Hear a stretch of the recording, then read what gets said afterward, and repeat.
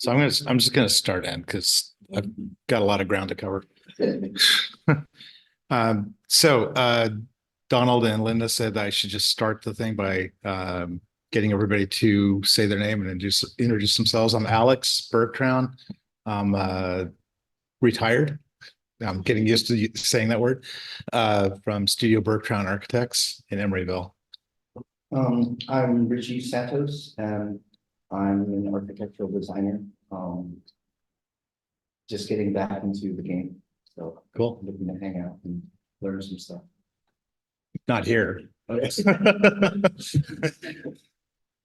John Larson. I'm an architect, artist, and part-time urban journalist. And been working in the Bay Area for 40 years. Alan Bohashiri, retired from ODS Architecture. And anyway, glad to be here. Welcome. I'm Rachel Sonnicky. I'm an architect here in Berkeley. I'm one of our co-leaders. The team. I'm Sharon Bell, I'm a landscape architect. I've been practicing here about 20 years and just started back to practice. Oh, cool. Did you say Sharon? Yeah. Where were you practicing before? I've been all over the place, but I've worked with Arterial landscape architect. Oh, really? Gretchen. Yeah. So residential and some other stuff too. Oh. Linda Rendo, retired architect. Wardlaw, semi-retired architect, part-time physical worker. Sounds more like full-time. Well, shall we get started? Announcements, yes, announcements. I just want to mention that the next small firm forum meeting in July will be returned to an old small firm forum format, which is it'll be a roundtable discussion. It won't be recorded and will be only in person. And the subject of that meeting is lessons learned. And we will share some of our experiences as architects and small firm people, things that we learned along the way that we remember. That will be July second Thursday in July. And you want to introduce yourself?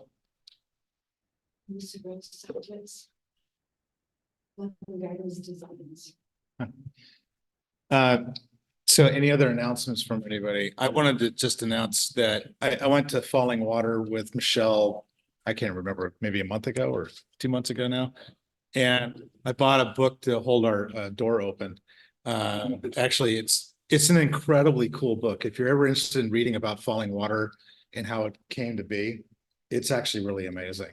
I'm quite the architecture nerd, so this really excites me. But anybody who's interested in hearing more about it's really interesting because, you know, the house was built in 1937 and in 1935 they met each other. And what I hadn't realized at that moment was that Wright was at the bottom of his career, like the utter bottom of his career. And Kaufman was dealing with Kaufman was the client, was dealing with the anti-Semitism to a level that was very intense in America. And so they both actually needed each other. And so the coming together of the house was kind of about the coming together of these two people who really needed each other. And so I thought it was kind of appropriate to bring along because we're talking about making a house a home. And part of that is like your experience with your client. And it's a very, very interesting story, you know. And we're going to talk about that in proportion. Yeah. Any other announcements? I actually had a question that there was an email that went out to the AIA California from California saying that there was an email that went out that was describing some issues that they're getting invaded by all kinds of issues on the national level and trying to understand what is AIA taking a stand. And I was just kind of curious what that is. It was totally vague. I mean, I'm hoping it's not what I'm thinking it is. Yeah, but wow. So I thought it might be kind of fun to talk about what makes a house a home, and which sounds kind of like a trite discussion, but in a lot of ways it's pretty deep for me. And so I thought it'd be fun to kind of talk about it. I'll try not to just talk and actually make it a discussion. If you want to say something, say it, raise your hand or not raise your hand. Yeah. So you're coming at the standpoint of how an architect works with clients to make a house a home, or how just people who are living at home make a house, make it. Both. Both. And talking about what is that differential between a house and a home. So I realized in putting these notes together that I had given a salon on this literally 25 years ago.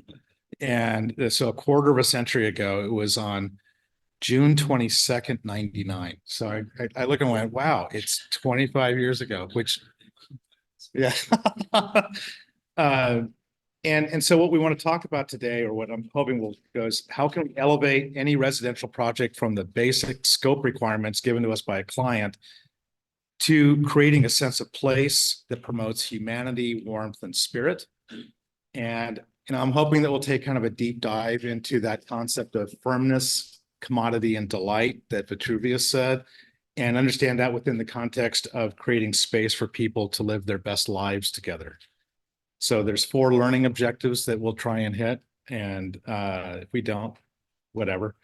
How to create spaces that are nurturing, inviting, and comfortable physically, spiritually, and psychologically is 1.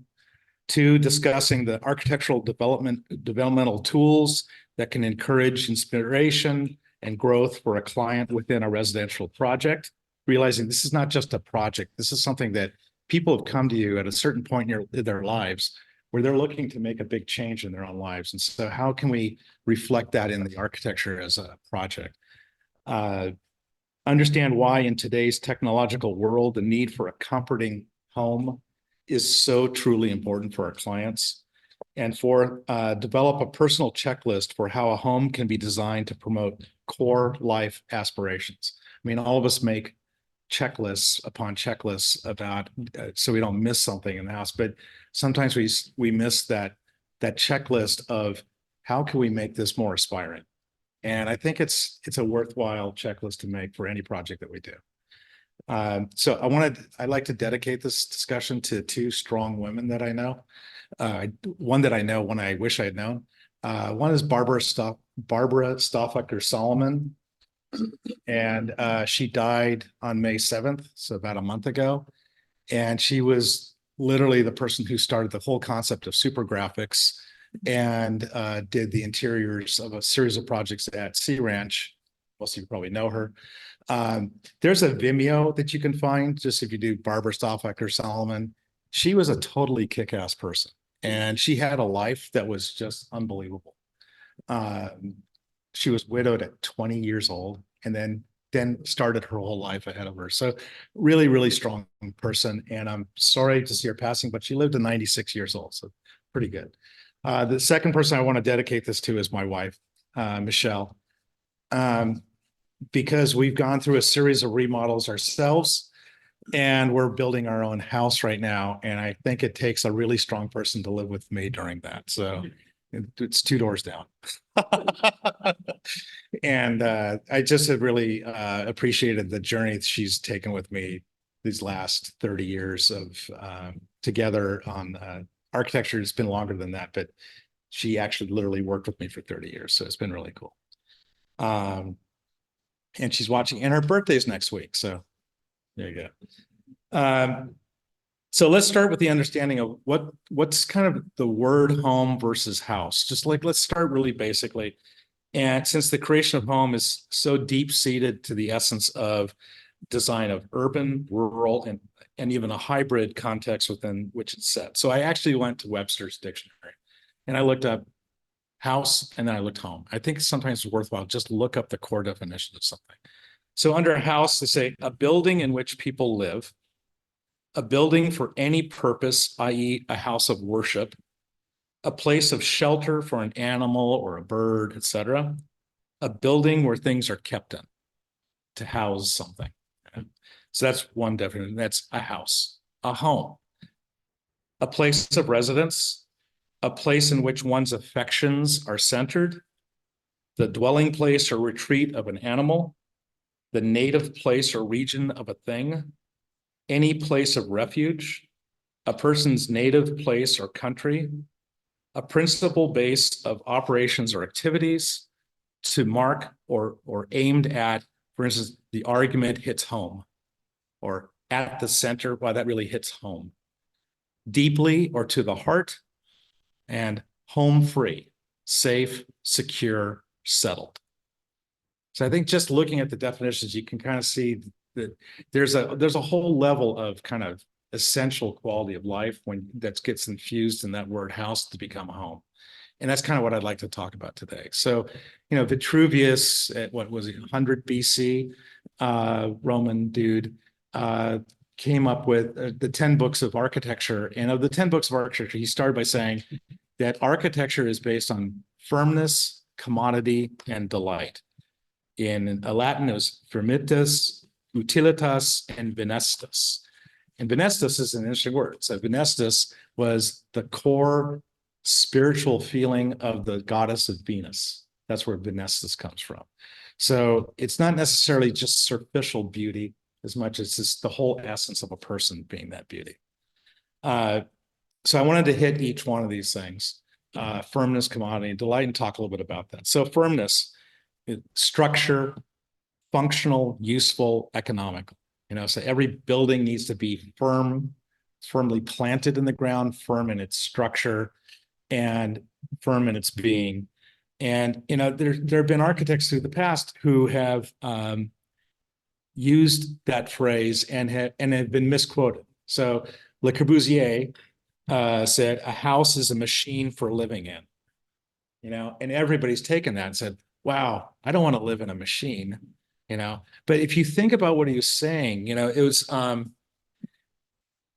you can't look at work of Corbusier, and I'm just holding up a book. I have just a couple of pictures, but you can't look up at see if this works at all. No, probably won't. Like at Villa Savoye, where he had that space between the bathtub and the shower that has this reclining bench. And it then became the basis for his chaise lounge. It became the basis for a whole bunch of other designs he did. You can't look at him and say, okay, this dude was just talking about a machine for living. He meant it in a different way. And in fact, he's the same person who said, baths, sun, hot water, cold water, warmth at will, conservation of food, hygiene, beauty in the sense of good proportion, an armchair is a machine for sitting in, and so on. That he's looking at beyond the concept of just firmness. It's like, what is that structure that you need in your daily life? Corbu also said, architecture is the learned game, correct and magnificent of forms assembled in the light. And if you go into the Corbu building, you see that immediately. It's not lifeless. John. I heard that Frank Lloyd Wright's response to the Corbu statement was only in the sense that the body is a suction, the heart is a suction pump for the body. And in other words, he was I know what you're saying, that Corbu meant more than just the machine, but Right. Frank Lloyd Wright was going straight to the heart of the matter. yeah. Yeah, right. Yeah. Wright had a way of doing that. So then we go to commodity, and commodity temperature, convenience, maintainability, and from that, so the idea is you have firmness, which talks about structure. There's also commodity, which is how do you feel in that space? Is it warm or cold? Do you have all the objects in your life in this house that will make your life easier and simpler, like appliances and kitchens and things like that? How does the space flow? That's the commodity. And then it goes into delight. And delight is fun, joyful, allows personal and family growth, spiritual and sacred.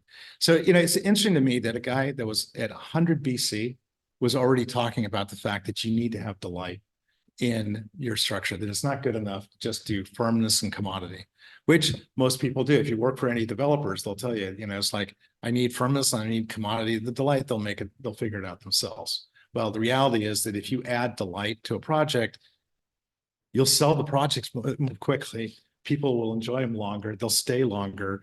you'll create community because these people stay longer, right? So I'll quote a couple different people as we go through. One is Sarah Suzanka. You guys ever read The Not So Big House? She also wrote a great book after that called The Not So Big Life. And she talks so much about as a reaction to these this on wave of building bigger and bigger and bigger homes. So you have the entertainment room, you have the bathroom that's separated from his and hers in the master suite, and you have bedrooms that have every single function in them and all that kind of stuff. She wrote in her book, Not So Big House, we should look more closely at ourselves, at how we want to live, at balance. If we can start reflecting these values and what we build to house ourselves, we will be making a small but incremental step in helping humanity to truly live the extraordinary spirit that we are born with. Our senses are finely attuned to perceive beauty and to taste delight in every bird song and every unfurling leaf.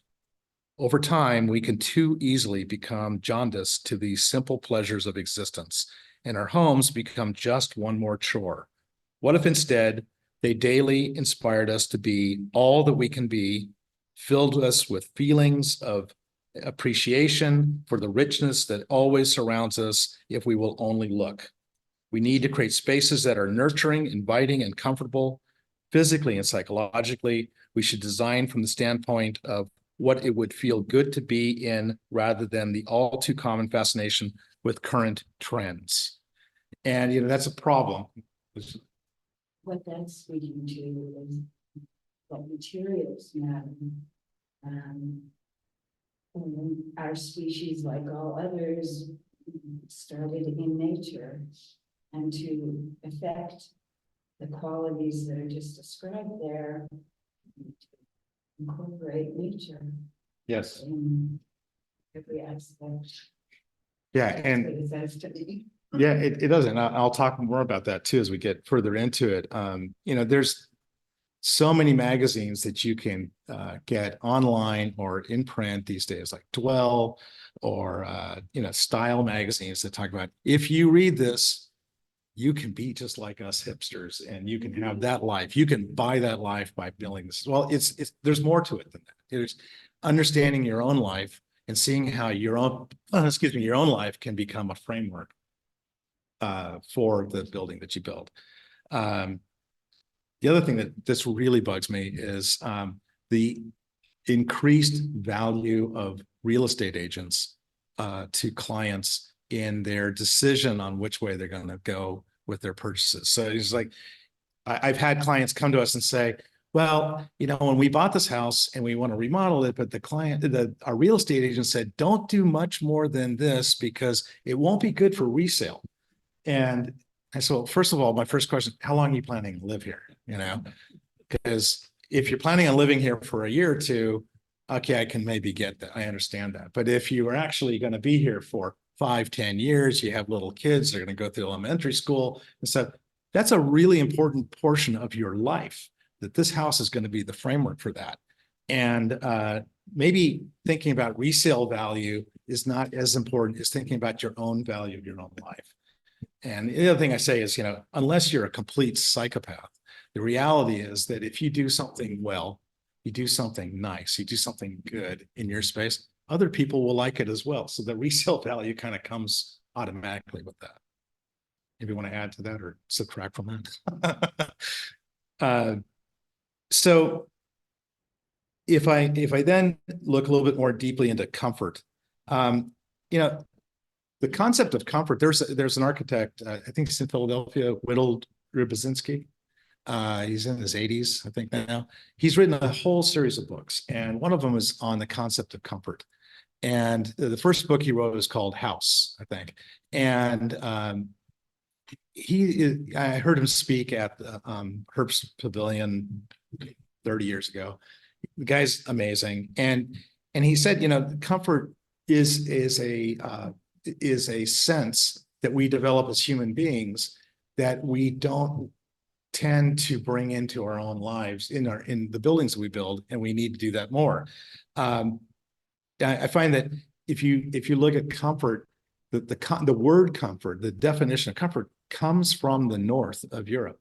It comes from places like Denmark, Norway, Germany, Holland, where it's cold and for a good portion of the year. And so people tend to be in their houses longer, and they kind of develop a sense of what comfort is. So, you know, in Danish, Dutch, and German, the word cozy is hyggelich, gezellig, and gemütlich.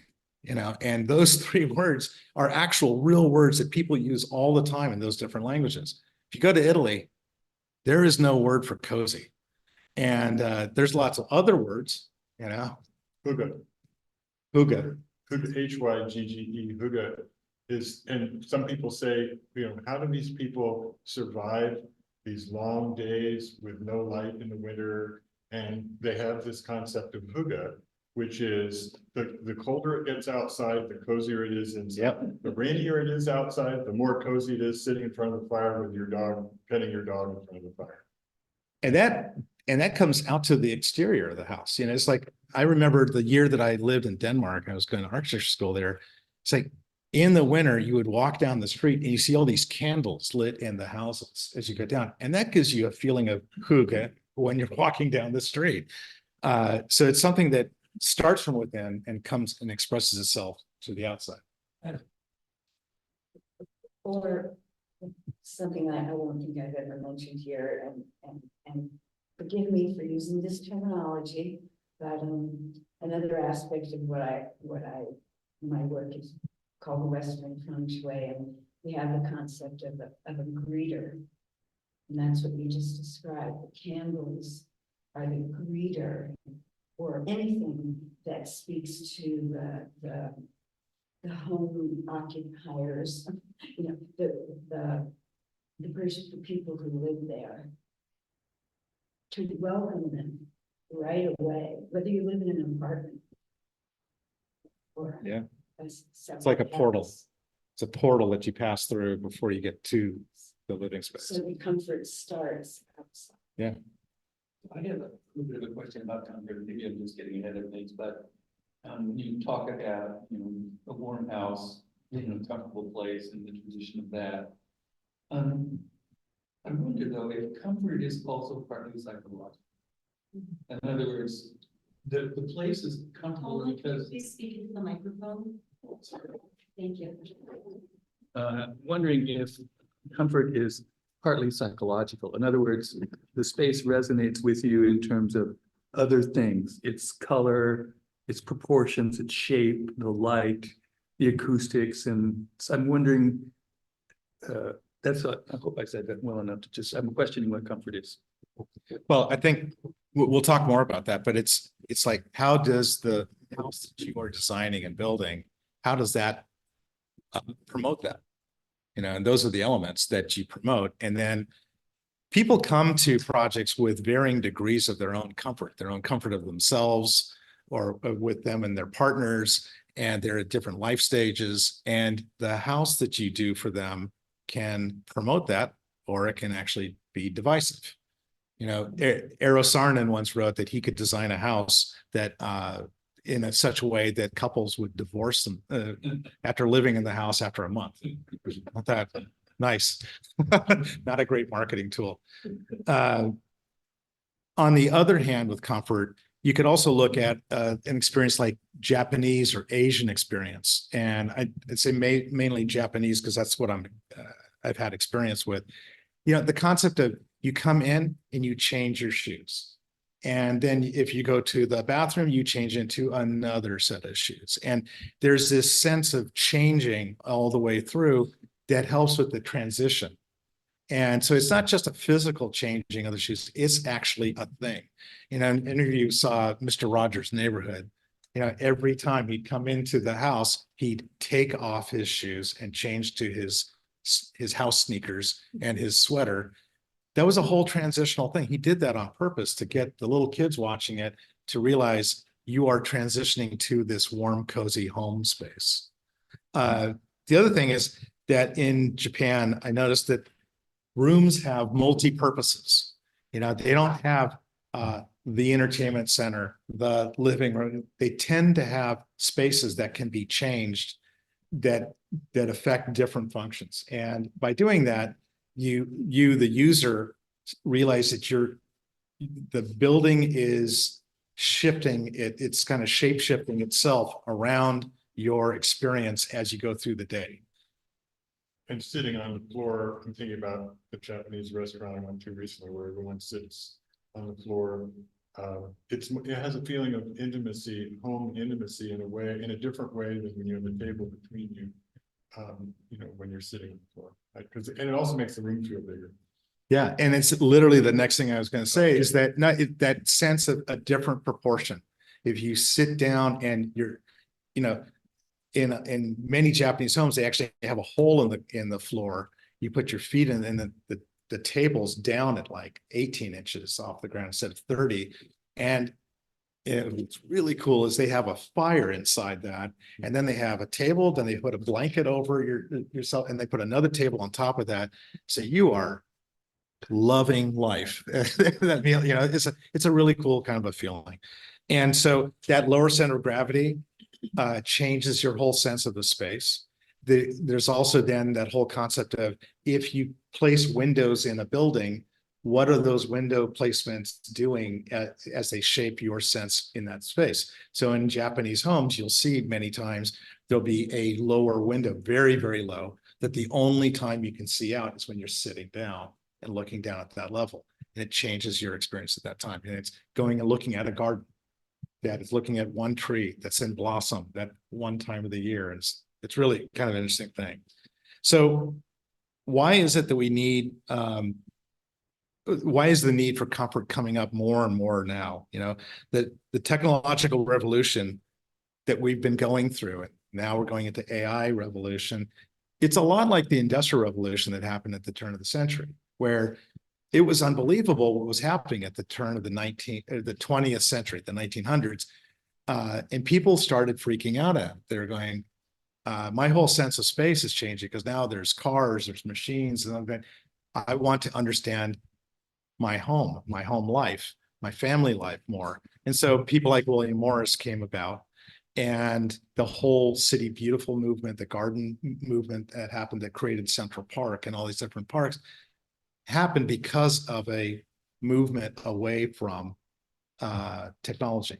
And we're seeing that now again. It's like the High Line in New York, and what's happening in the Presidio now with the same company. I always forget their name, the guys who did the High Line that now did the Presidio piece. It's kind of amazing that we're trying to go back to our natural essence. And if I look at delight one last time, how do we allow for creation of joy and delight in our spaces? So as we go further into this, we'll talk about light, both natural and artificial, bringing in nature and creating an indoor-outdoor flow, and bringing a sense of craft into the space. That's the three things that I've always been really interested in. The four things that our office always kind of talked about was light, indoor-outdoor flow of nature, craft, and community. Those four things. And the reality is the community comes from the bringing together of the first three. So one of the guys who I just am totally always been excited about was Louis Kahn. And so there's a piece I'd love to read for a second, if I don't bore you guys to death from this. He wrote about the garden and the room.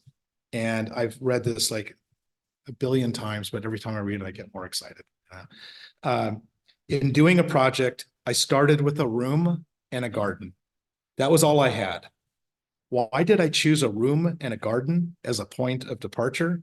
Because the garden is a personal gathering of nature, and the room is the beginning of architecture. The room is not only the beginning of architecture, it's an extension of the self. If you think about it, you realize that you don't say the same thing in a small room that you say in a large room.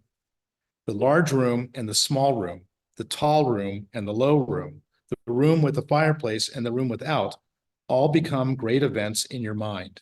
You begin to think, now, what are the requirements? But rather, not what are the requirements, but rather what are the elements of architecture that you can employ to make an environment in which is good to learn, good to live, and good to work. Also marvelous in a room is the light that comes through the windows of that room and belongs to the room. The sun does not realize how wonderful it is until after a room is made. A man's creation, the making of a room, is nothing short of a miracle. Just think that a human can claim a slice of the sun. And basically every time I read that, it's chills come up my spine. It's just really cool, you know? So what are the tools that we should develop to create a home that encourages our personal growth? So I made my own little list, and I'm sure everybody else has got other elements, but mine's were learn to see and observe and try and express that to your clients. You know, so many of our clients have never actually seen what a house is built like. They've never seen beyond the painted walls. And it's really exciting to take people into construction and have them really look at it. You know, there's a tendency when you come to a construction site, we all have this. You come there, the contractor has their list that they want to go over with you, and you get sucked right into, okay, well, the switch over here has to be 3 inches taller. We have a conflict over here. It's like, but it's always good to kind of say to the contractor, you know what, I'm coming 15 minutes early, and I just want to walk the site, and I'd really like to walk it with the clients, and I don't want to talk about the switches. I don't want to talk about conflicts. I just want them to appreciate what is here. Because as you know, it's like you start building the foundation and the client looks at it and goes, wow, it looks really small. And they start putting up the walls and go, wow, it looks like it's getting a little bit bigger. And then they, you know, but it's really dark. Then you put the sheetrock and they go, wow, it's light filled, you know, and so it goes back and forth like that. And it's important that you kind of, with the client, can kind of have those moments with them so they appreciate the incredible journey it takes to build a building. It's kind of unbelievable. And the other thing that happens often is we forget the people who are building this thing, you know, and we get so involved with all the, you know, the making and the you know, the problem solving all the way through that we forget about what is it we're really doing. It's kind of a miracle every time you build a house. You know, it's like you start from nothing, and the next thing you know, you got this shelter. And I think it's important that you find a moment in that time to have like a barbecue with everybody, and you bring everybody together, and you bring also the consultants in.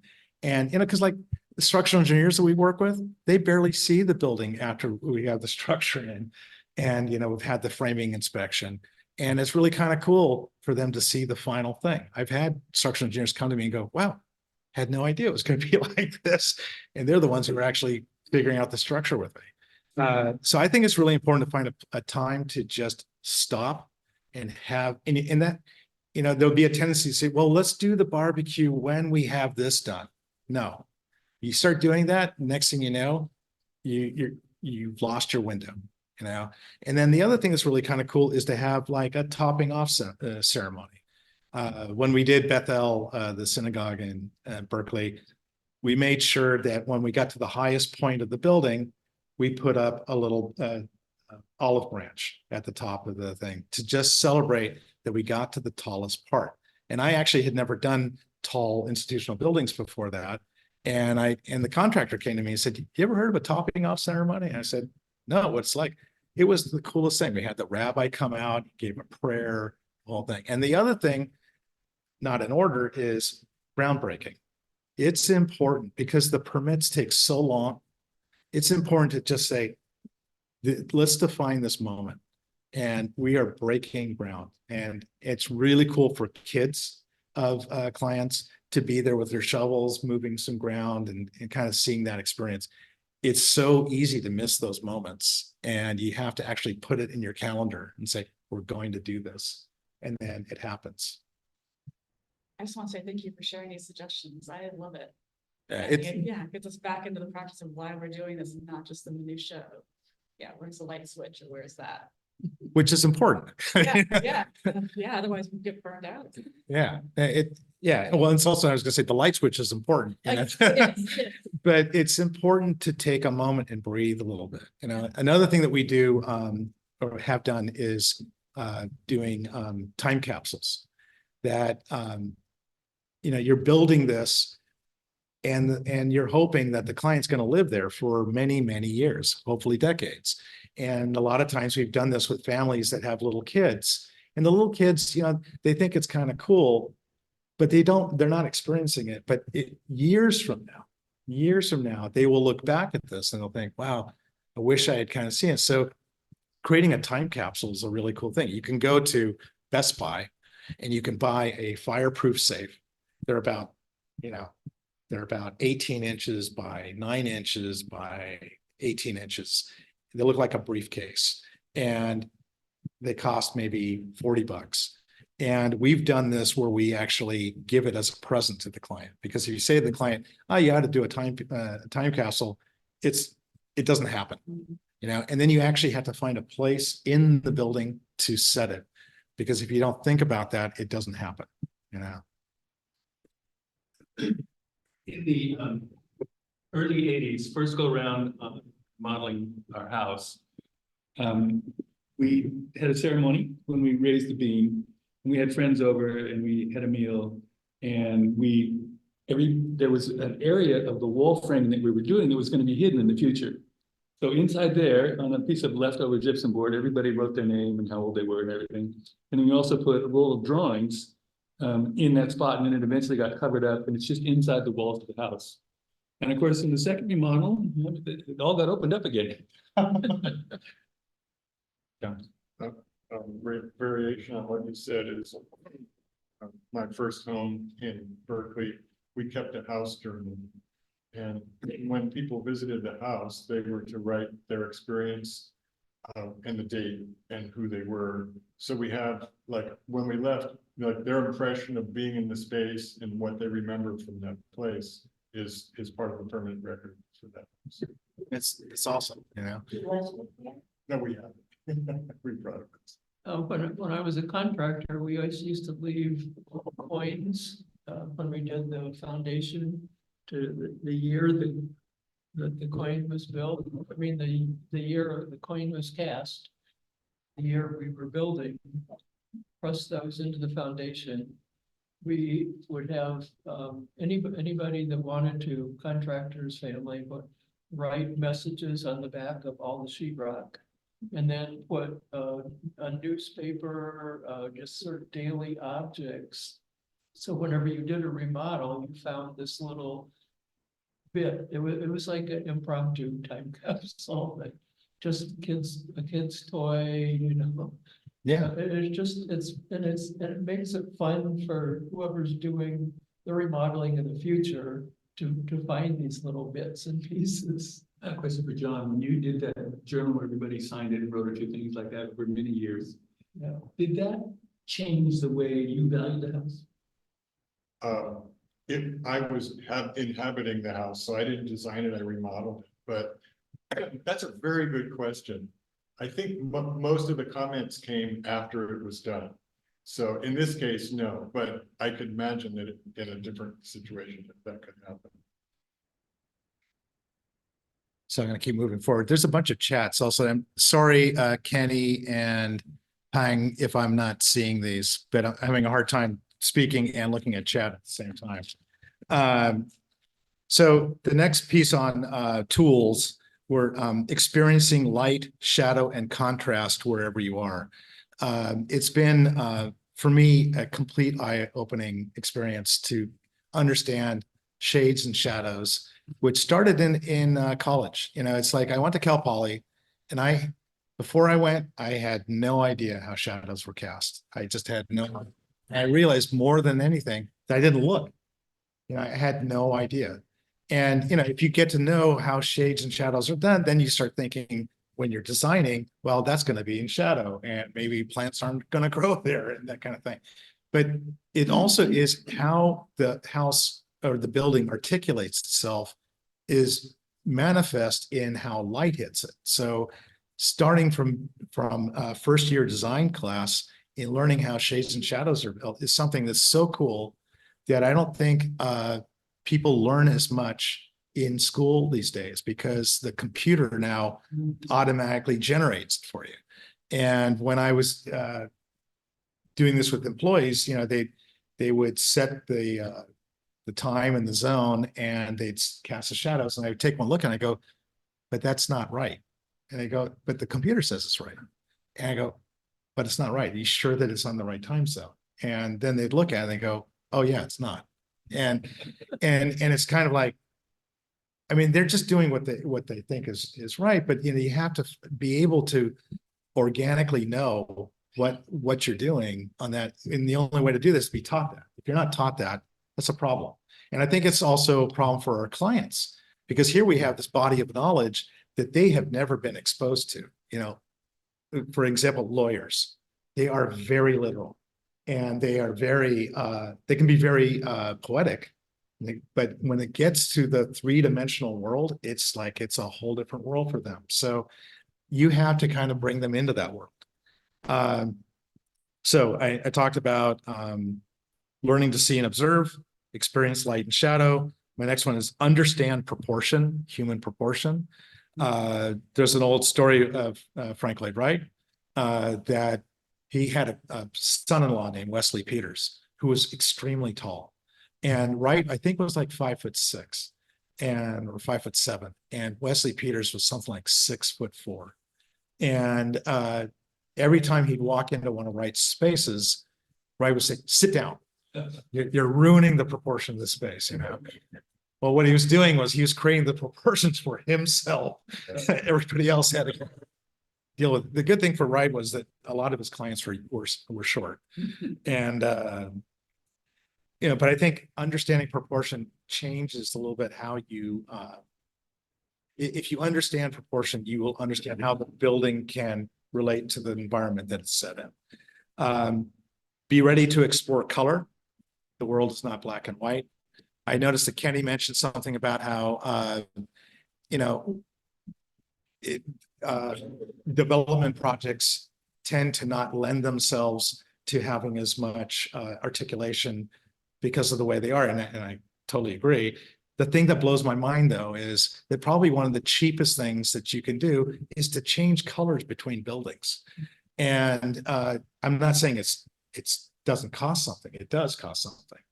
But what it really, when you look at these developments as you're driving out towards Brentwood or something, and every single one of these developments have just been dipped in the same color, and there's no articulation between them of color, and they can't afford to articulate them with shades and shadows because of every building change costs you more. Every corner costs money. Paint is one way you can do that. And I'm just blown away that people don't spend more time on color. We did a project for the Unitarian Church in Berkeley up on Kensington, and they had a previous architect who they let go, and they hired us, and they said, it's because you like to deal with color. And so the previous architect didn't do color. And he said, no, he said that they don't do color. And I went home thinking, wow, how do you say to a client you don't do color if you're an architect? I mean, you can do color badly, but to not do color, that's just like, wow, it blew my mind. There's nothing in nature that's monotone. Everything has shades and variations. Absolutely. And Henry Moore used to say, why do architects hire me to put sculpture on the north side of the building when they have these lonely, unfriendly spaces? Well, there's a reason. They didn't design it correctly, and my sculpture is not going to solve that. Now you're making me put my reclining figure in the middle of shadow. It's not going to work. So the next thing I would say is what is really needed. When you look at a program and a client comes to you with a program, it's important to sit down with them and say, do you really need a living room that gigantic?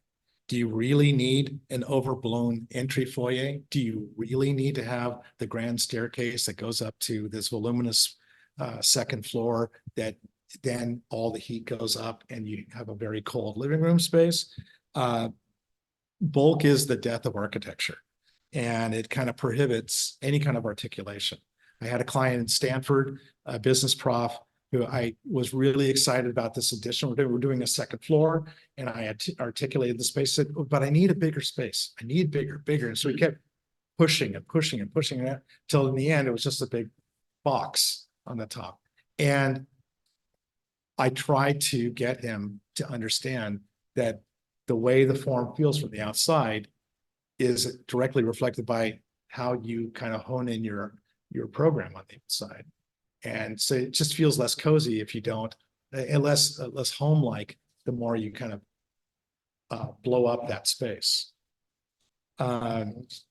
Related to your comment about proportions, it's been called the Frank Lloyd Wright effect, but entering low and then you go into a large space, the contrast is, it's more remarkable because you went through the low space first.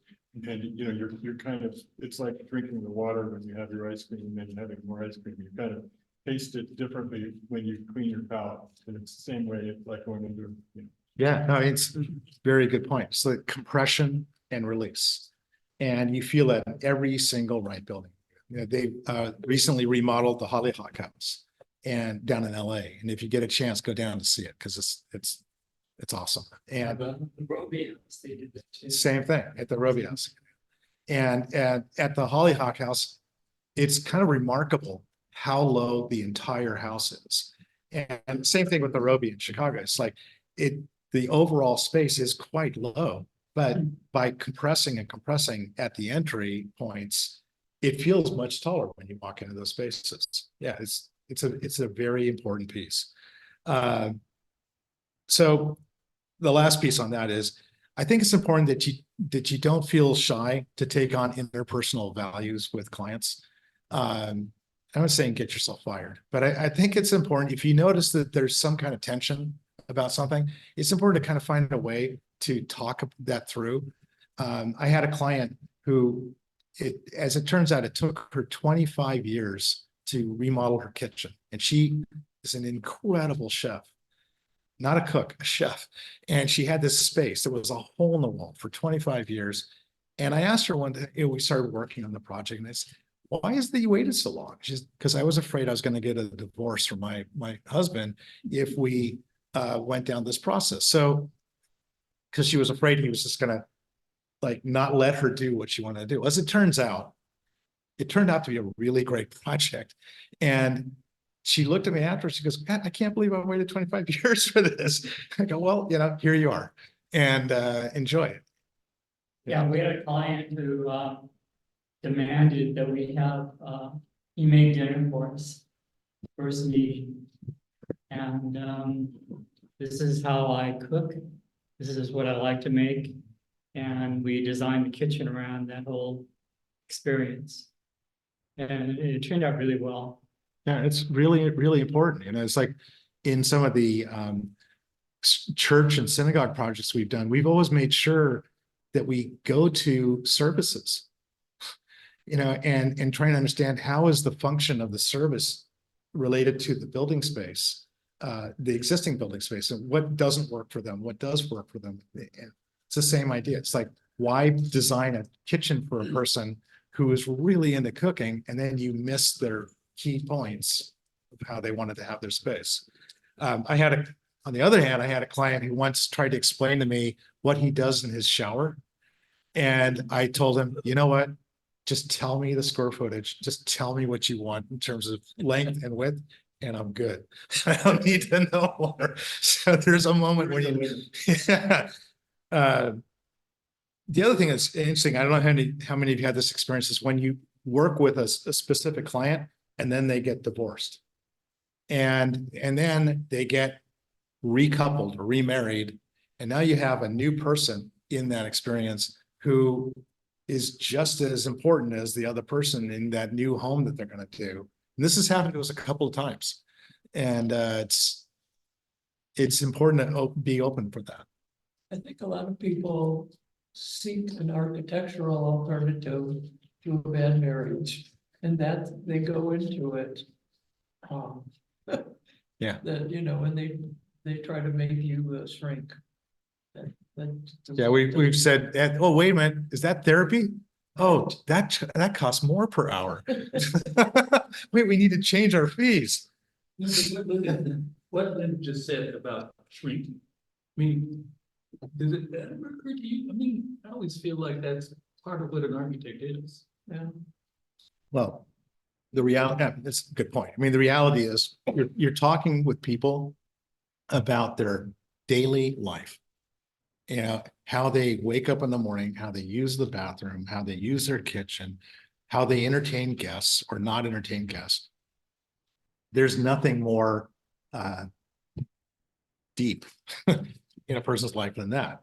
And that leads to another thing, which is, and I put this in bold, I do my best when I have clients who live full lives, you know, as opposed to the ones who are looking to make a statement, or, you know, who don't travel because they work so hard and they make a lot of money because they work so hard, but then they don't have a life. Those clients are the most difficult ones for me to work with, because there's no there, you know, when you're talking with them and you say, well, here we can do these different types of materials, you know, and the backsplash could be tile and the tile could be this, and you kind of see a blank look on their face. And they kind of look at you like saying, just do what works for you, you know, and I'm okay with that. I mean, you can do what I want to do, but it's not the same as when you have a client who goes, can we go together, and can we go and look at heath or fire clay and stuff, and look at the different colors and stuff and see how that works. That's the most fun. And then you take it to the next level. We did a Lutheran church in Palo Alto where the building committee was all in a whole array. They had some who had never done remodels in their houses, and some who'd done a ton. And they're all trying to find common ground. And we did this. Lutherans drink a lot of coffee. Okay. They, at the end of their services, they drink a lot of coffee. And the reason for the project was they wanted to build a narthex, the entry foyer, that was large and inviting, that would hold people. The pastor said to us, I want this place to be glue, so that when the person's about to leave after the service, they're stuck. They stick there, and there's a reason why they stick there. There's a community that's built, that's the glue that holds them there. And so how do we make a narthex that will create that kind of glue? And so I thought, I said, well, they drink a lot of coffee. They, you know, we were designing all these space for coffee. What about the big countertop that's going to be on the main space? We actually, it's a big kitchen that was in the middle of the narthex. And I took them to Concrete Works in Alameda at the time, and said, let's get cool here, and let's build a sculptural countertop with found objects and stuff to put in that. And it was a changing moment for the whole building committee. You know, they were so excited. They got to pick what color glass they wanted to put in. They got to pick the color of the concrete they wanted to put in. They got to do all those kind of things. And we got to talk about size and thickness and all that. And it turned into this project that just really kind of brought them all together, because we were having a shared experience. Yeah. I like to do that as much as possible. You know, it's not always something like that, which can be costly. It can also be something where you say, oh, you have this leftover slab of wood that's really kind of cool. Why don't we make a countertop out of that in this space? You know, the entry foyer, why don't we take this piece that you have there? Or, you know, you guys are really into Native American art, and I see you have this pile of really cool Tlingit artwork. Let's take it and make it the central point of the foyer, and let's paint colors on the walls that reflect those Tlingit colors. You know, it's like that kind of thing changes the whole nature of a project if you can just bring the clients in to take their experiences, their travels, and bring it all into the space. I had a client who showed me once a box that was full of really dusty old puppets. And he goes, these are the puppets I played with when I was a kid. And I first went, what? And I looked and I went, oh my God, these are like the old Pinocchio from the 1950s and a Mickey Mouse from the 1950s, these really cool puppets. So why don't we make like them all hanging like a tapestry off a wall? Let's paint the back wall like eggplant. So they just shine, they just blow off the walls like that. And it became the central point of the house. It's just kind of a cool thing. Yeah. So I do way better when people come with life experiences because they've observed a lot of things.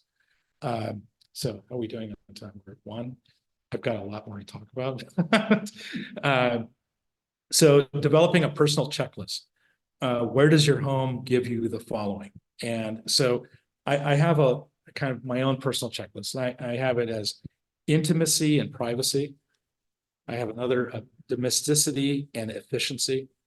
And then another is commodity and ease, which is different from domesticity and efficiency. Then delight and well-being,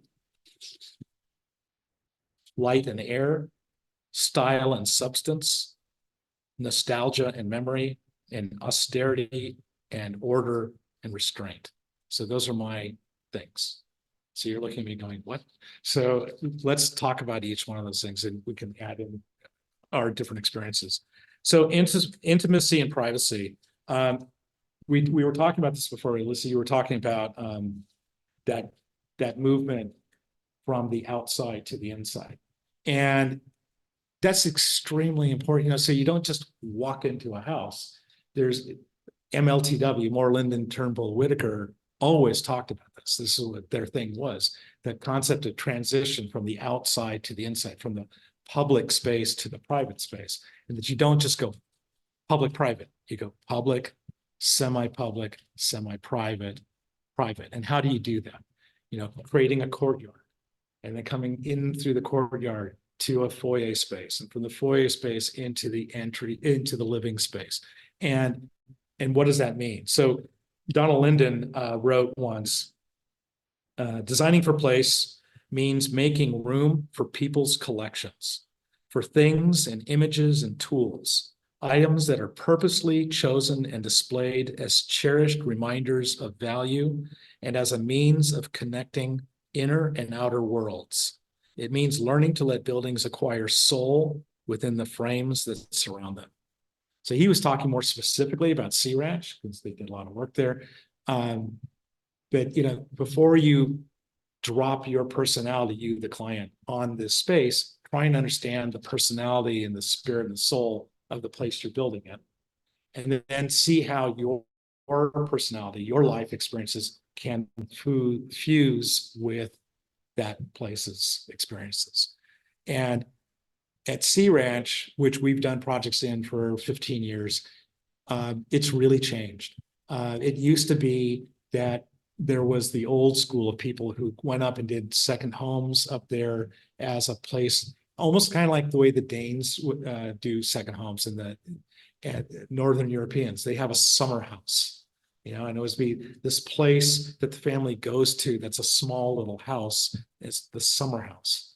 Well, Sea Ranch is now filled with a lot of techies, a lot of lawyers, a lot of doctors, and they all feel a need to build the biggest house possible. And it's no longer the summer house. It's now the four-season house. And it's the house that now I can work from home because of Zoom and all this. I don't need to have the other house. So it becomes a whole different kind of a deal.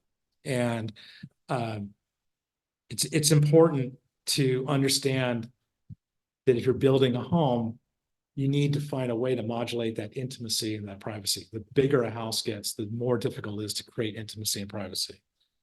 The next thing I have is domesticity and efficiency.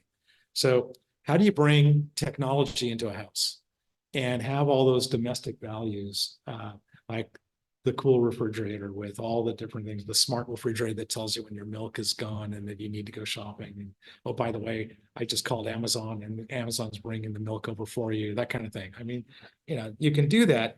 But the other thing is it becomes this total beast, and you have to be careful that it doesn't take over your life. I find this happens a lot. I don't know if this is just a total guy thing, but it happens a lot with AV, with audio visual, that you start talking about, so we're going to have speakers in this house, or we're going to have a TV in the house. And for some reason, it's usually the guy that goes, well, yeah, we're going to have surround sound in every room, and I want it to be interconnected and all this. And you see the partner in this kind of rolling their eyes, kind of going, wow, I didn't buy into this. And then the next thing you know, it's become a really big deal. And is it really that important? Especially now with Sonos that you can just plug in, and with laptops that you can put Spotify on and listen to music anywhere you want. Is the quality of the music or the quality of the sound to that level that you need to have in every single space, that kind of craziness? And does the kitchen need to be that ridiculous that it becomes this kind of nutsy thing. Does laundry have to become the thing where LGs now have the compartment underneath it? The extra large load that, that does the double loads and the triple loads and those. So the next thing you know, the laundry has now become a much bigger thing because the units that you're putting in are so much larger and all the accoutrements that you do. And what happened to the idea of hanging clothes out to dry so you save some energy on that kind of stuff? So where is the laundry located in the house? Is it close to an exterior door so you can just take the clothes and hang them outside? And can you create an outdoor space that's not in the middle of your outdoor space so you're not looking at drying underwear when you have guests over? It's the kind of thing that you have to kind of work through. And I'm saying this very personally because I'm working through that right now. It's an important thing. It's like understand how laundry is done, and it's a function that you deal with on a daily basis of your life, and don't forget about it because it's there regardless of if you remember it or you don't. What about garbage? Garbage, compost, recycle, many times recycle. Where are you doing that? How is that movement to those spaces? And how are you accommodating it in a way that makes it more comfortable to do it so that you will do it more, so you'll help save the planet a little bit more easily? I think some of it, and this harkens back to your former thing, is some of the stuff has to be intuitive, like welcome. Do you walk up to a house? Do you know which way to turn to go to the front door? Are there more than one places that could be the front door? Is the front door hidden? And there's just a lot of cues that lead you to where you want somebody to go. Yeah, And, it's important. And that's as welcoming as anything, I think. And also understand if you want to be welcoming or not. I mean, there are people who don't want to have their front door that exposed. And with the things that are going on in the world these days, people are wanting more and more separation and security from the front of the street to their house. And with mail becoming less and less and less of an important thing, mail is almost like an afterthought these days, because most of the stuff we get is email or, or an Amazon package or something like that. But it's the mail service is really not the thing it used to be. If you build a house these days, especially in the city of Berkeley, they still want you to have your mailbox with its numbers, with the size, because they are living in the past. And the mailbox has to be USA approved and all this kind of stuff, but it never gets used anymore. It's like around election time, it'll get filled. But after that, to the rest of the year, it's not going to be that big a deal. So that commodity and ease is kind of an outgrowth of domesticity and efficiency, but how do you simplify and not create extra maintenance issues for the future usage?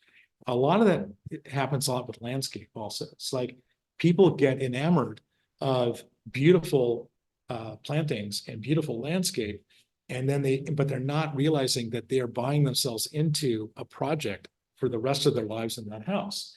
And that project can be a wonderful thing that they can be really a part of if they want to, but they need to understand that from the beginning, that depending on the type of plantings that you plant, they may need or more or less maintenance and care and loving. And you need to be ready for that. And the client needs to be ready for that. When we put budget numbers together, we're always talking about the house. And we try not to talk about the landscape budget because we're already afraid of what the budget of the house is coming in at. We just want to kind of avoid the next thing. And then the landscape budget comes in and they go, oh my God. And they go, yeah, it's important, but it's part of it, right? But how do you make your life set up in a way that it can handle the ongoing maintenance that's going to happen all the way through?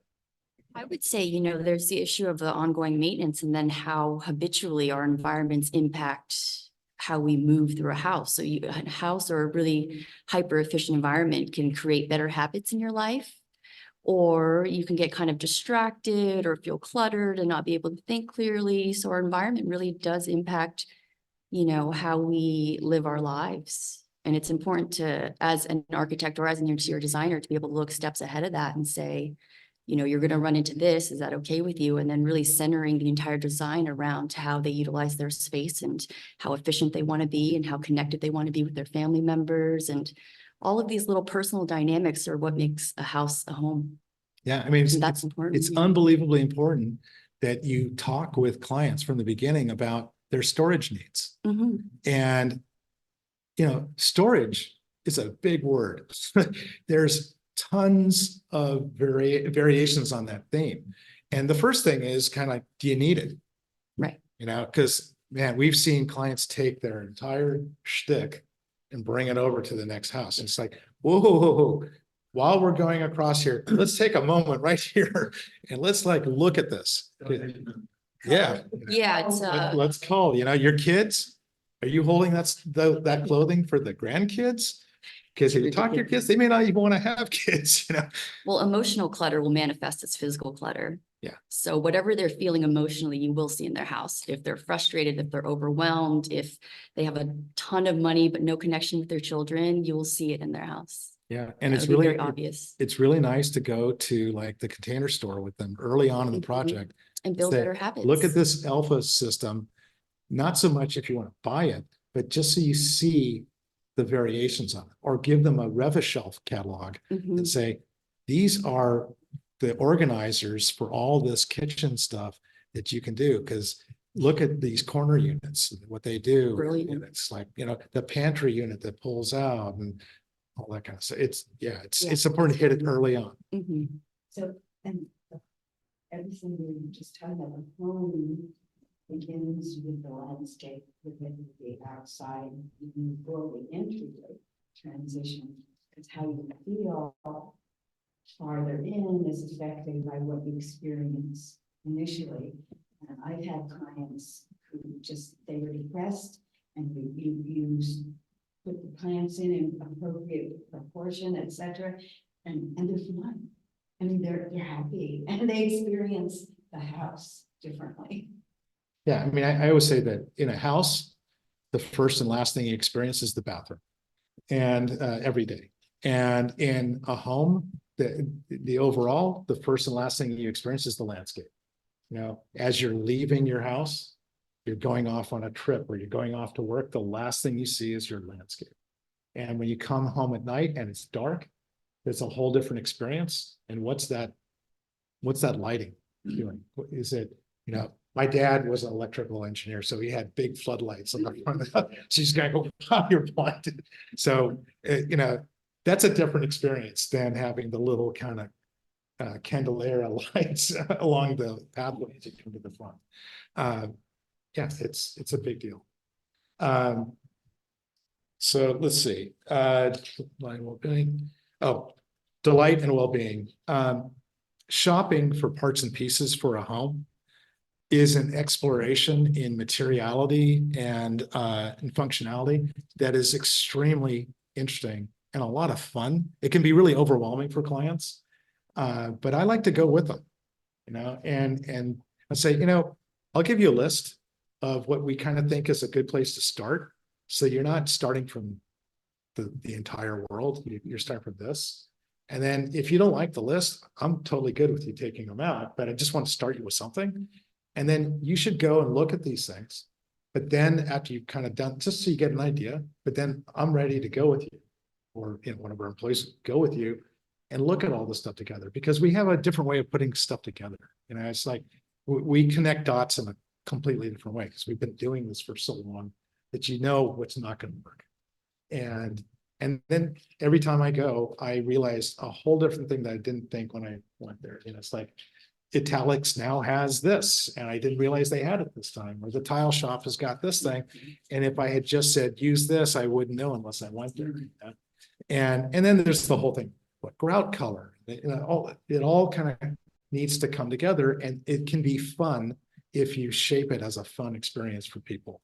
I worked for an architect in Italy for about 3 years in the 80s, and his name is Carlo Chambri, and he had more effect on me than pretty much anybody I ever worked for. And he used to always say, when he would start a project with me or anytime, he'd say, it's like you get all kind of in a funk. And you guys kind of probably had the same thing. It's like you get excited when you get a job. You know, it's like the hunt, you know, you got that job and just like you're excited. "Ah, it's awesome." Then it's quickly followed by, oh God, here we go. And so then you start the project and then you meet your clients about the project and you realize they know nothing. So you're starting this, he would say, I'm starting a film. You know, it's a whole nother film. You have to bring the cast of characters together.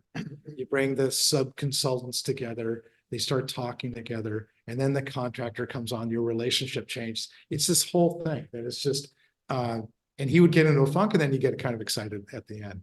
But the other thing that he brought up a lot was, he called them oggetti di affetto, objects of affection. And he said, it's important that as you go through life, that you collect objects of affection in your life that are kind of like anchors for yourself in your life. And so he had read Christopher Alexander, and in pattern language, Alexander talked about, you know, the matrimonial bed, the dining table, the kitchen, the country kitchen, those different kind of iconic pieces. And for him, it was really important that you kind of collected those things in your life. And he did it himself. He created a dining table that he then took wherever he moved to in his life. And it was his anchor, because on that dining table was the food that he shared with his friends, and it became the evenings that became a life. You know?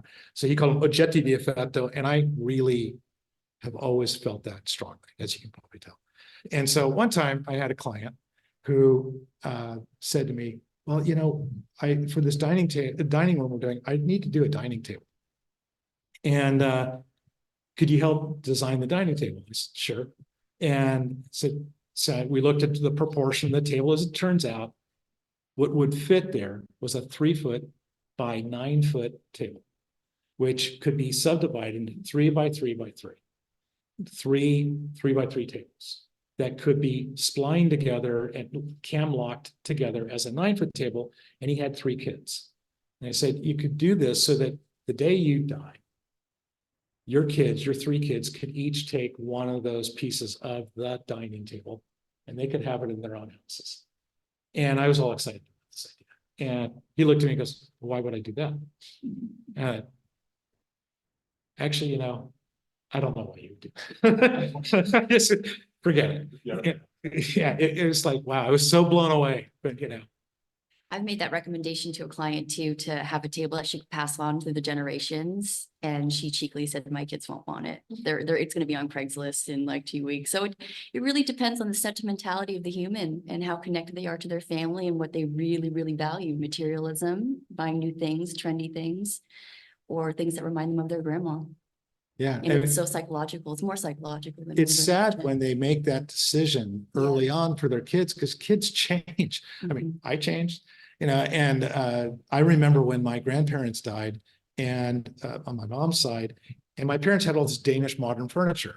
And, you know, which at the time in the 60s, everyone, oh, Danish modern furniture. Nowadays, wow, you know. And my parents said, well, we'd love to get rid of the Danish modern furniture and bring in the big puffy stuff from grandma, because it will remind us of grandma. And they lived the rest of their days with the big puffy stuff, and they were happy. So sweet. I went for the Danish modern stuff afterwards. Yeah. You make a fabulous presentation on the things that an architect do to make a house a home. In other words, you have a whole set of things that you want to look at, questions that you want to ask to make that happen. My question is it also key to making a house a home that it is a particular combination of architect and client? Have you ever like had a client and work with them, and then at some point that, you know, this wasn't really the best match? Oh, yeah. Yeah.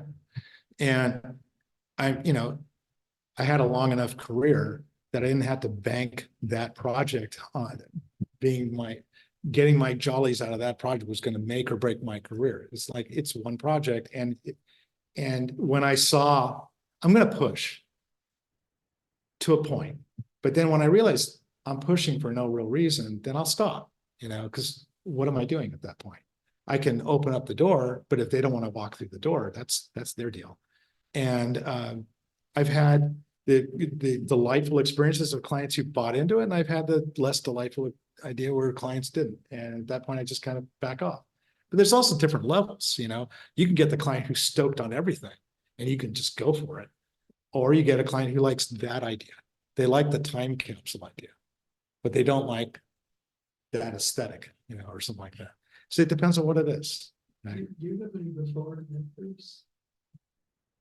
Photos of, No, I'd say specifically not bring any photos because I thought they would change the nature of the conversation, but I could do that sometime, which would be easy. We're running low on time, so I'm going to kind of cut through a little bit. I did want to say that my favorite ad from was a Velix skylight ad that is a picture of the sky and with sun coming through it, and the title says, "It traveled millions of miles to get to you. The least you can do is to let it in." I just thought, wow, that is so awesome. That's like Louis Kahn wrote that or something. That's really kind of cool. And you know, a phrase. What I wanted to say about what Donald asked is that I think what we do is storytelling. And, you know, you go to a storytelling festival and there'll be storytellers that you resonate with, and there'll be those that you don't resonate with. And when you resonate with a storyteller, it is a magical experience. And if you've gone to the Moth, you know, go to the Freight and Salvage and go to the Moth thing, you'll see some people that are clueless when they give their stories, but you will hear some stories that bring tears to your eyes. And I think it's about us as architects being a little bit storytellers. And Kahn was one of the most fabulous storytellers. And he did a series of houses. You know, when we think of Louis Kahn, we think mainly of his institutions, but he did about 5 houses or 6 houses in Philadelphia and surrounds. And a quote from Kahn, which I thought was just really kind of cool, is he was talking about the stair in a house. And not a particular house, a stair in a house, and the concept of the landing. And he said, the landing is quite a wonderful thing because the same stair is used by a child, a young man, and an old man. When the old man ascends the stair with the young boy and reaches the landing, there must be there a window, possibly a window seat, and maybe a bookcase. So as he ascends, he says to the boy, "You know, I always wanted to read this book." And that's taken to a level that it's like, you know, we had a teacher at Cal Poly in second year design called, his name was Bagnell. And he wanted us to not design buildings. He just wanted to use cardboard and tell a story.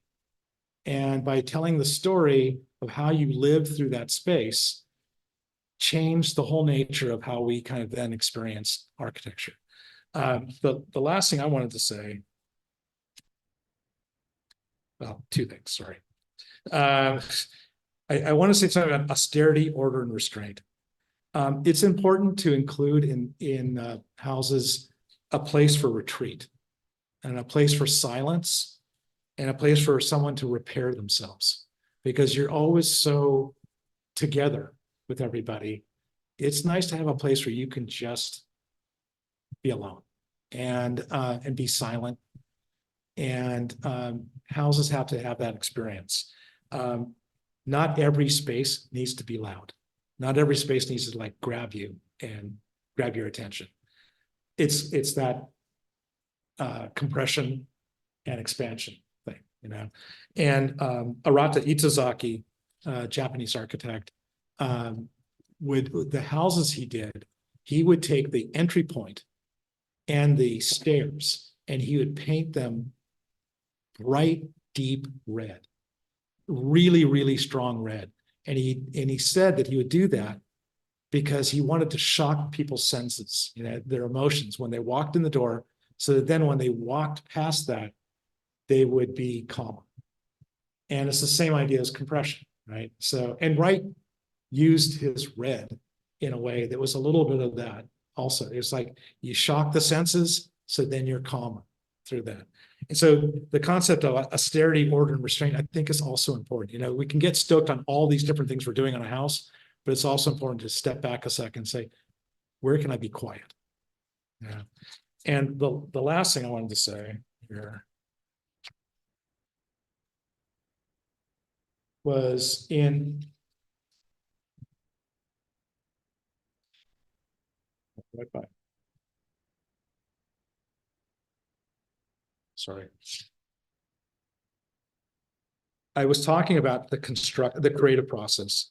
And I told you guys about how I think how important it is how deep the building process is, and that we let people know how deep it really is. And by doing that, that you need to have them experience construction all the way through. And I did talk about how we need to celebrate milestones and do groundbreaking. But I also think it's important that you have a way of chronicling the journey for them. And, you know, we take pictures of stuff, but I think it's important to step back and take pictures of the people who worked on the house. And that you take that, and when you're done, we did this a series of times for clients that we really liked. We don't do it for every client, but for the clients that we really liked, we would take a book, we would make a book from Shutterfly, and we'd put in construction sketches and construction photos, people in the thing, the clients themselves and their kids in the construction, and then we'd show final photos and kind of do before and afters in those books. And we hand it to them at the end, and it becomes like a little coffee table book for them. It's also a marketing tool, you know, so they have sitting on their coffee table, and guests come over and they go, wow, this is kind of interesting. And, oh, you want to see the book? You know, and for $40, you've got a nice marketing thing, and it's very direct and it works really nicely. The other thing I want to say is that the most important moment is when the owner takes possession of the project themselves. You know, it's almost like you feel that kind of a separation because it's so intense for them. The relationship with the contractor, the relationship with you. There's a moment of separation anxiety when you leave. And it's important at that moment that you kind of work them down off that edge, so they realize the things they need to do. Say, okay, now you remember when we talked about that storage? Let's make sure that happens, you know, and you know, putting paintings up on the wall and the art that we talked about, let's make that happen. You want me to help you on that? I'll help you hang those paintings. Because if you don't, you come back a year later or 2 years later and you walk in and they don't want to put a nail, a hole in the wall. They're just freaked out. What if I get the proportion wrong, you know, and that kind of thing. It's like, I like to help break that ice. So, and I do that. And I derive enjoyment from that. So in closing, just want to say that it's important that from the process of creating a home, whatever the home is, that all these new insights into one's life don't stop here. All this re-introspection should take a person, and by the way, also ourselves, should take them to a new level, that they went through this journey and now they're at a different place. Life is a collection of the memories of spaces, of gardens and rooms, and the feelings that they evoked from our journeys, both then and now looking back at them. So why not make the places that we live and breathe in true homes reflective of the life growing within them? That's it.